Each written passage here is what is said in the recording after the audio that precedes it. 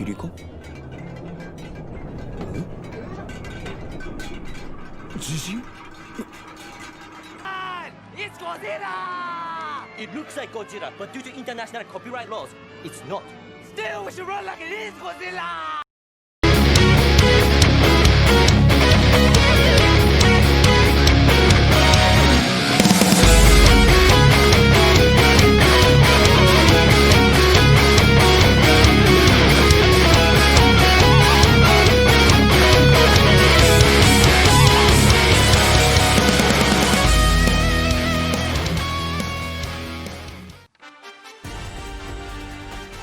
Hello once again and welcome to another SEVENS breakdown.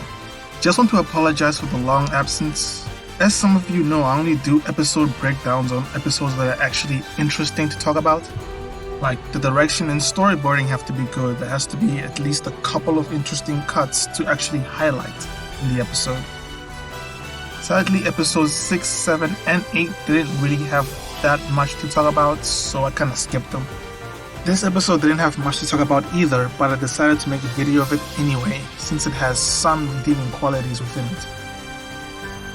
Anyway, for the staff, we have Itsuka Imazaki as episode director, Jiro as assistant director, Shogo Kawamoto on storyboards with Osamu Fukushima as chief animation director.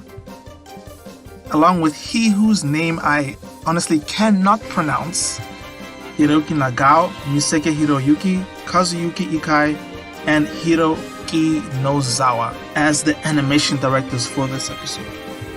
So far, Kawamoto has proven himself as one of the most talented storyboarders on this episode, as well as the most experimental. Looking at his previous episodes, you get the impression that he's playing around with a couple of visual elements to see what does and doesn't work. For instance, the versus split screen. In episode 2, he uses a lightning bolt in the shape of a 7, keeping with the theme of sevens. In episode 5, he uses a dual disc, which is, of course, in the shape of a 7. Creative, yes, but the colors do make it distracting. Not to mention that it obscures some of the screen. And then there's this episode where he uses a plain red border, also in the shape of a 7. Either he settled on this variation or we'll be seeing more down the line. Along with this, you get of course his excellent composing of shots, aided by equally as good layouts.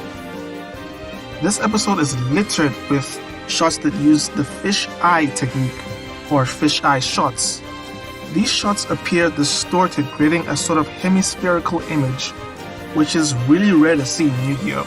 As a result, you get some of these stunning and dynamic shots, which honestly would look good as backdrops. I am looking forward to seeing him direct his own episode down the line should he get the chance. Imazaki's Kaneda influences are still visible in this episode, from the character movement to the effects, as usual making good use of this show's limited frame count. Everyone's favorite freelance AD Hiroki Nagao is still going strong, giving fans the very much missed, angular and detailed Yu-Gi-Oh! Look. For all those who missed it, of course.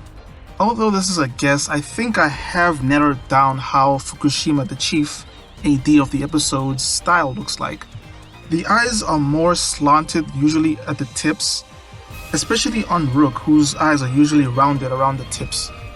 And unlike Hiroki, the chins are more rounded and less angular, of course.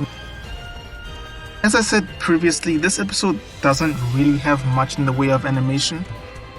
But Imazaki is on this episode, so he does pull off some half-decent cuts, most notably Full Meteor Impact's effect activation, which I briefly mistook for Kenichi Takaze when viewing this live. It's nothing too amazing, but it was the most noteworthy bit of this episode. SEVENS has yet to meet my expectations animation-wise, but with 9 episodes in and the only standout episode being episode 3, I'm not sure if those expectations will be met, especially with how underutilized the character designs have been, compared to how I initially hoped they'd be used. Well, with that less than hopeful ending, that'll be all from me for now. With the next episode being a recap, let's just hope that the episode after ends up being a banger. So until then, see you next time.